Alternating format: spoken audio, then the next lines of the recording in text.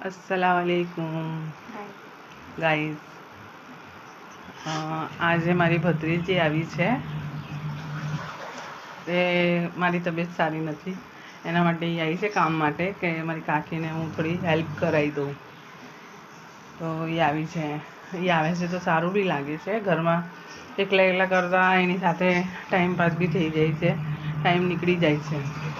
મારી બેબી હતી ત્યારે એકલું નહોતું લાગતું. મારી બેબીના મેરેજ થઈ ગયા તો હું એકલી પડી ગઈ. મારી એક નાની બેબી છે, એ સ્કૂલે જતી રહે, ને જે મારા હસબન્ડ છે એ સવારે જોબ પર જતા રહે, ને એક બાબો છે તે બી જોબ પર જતો રહે.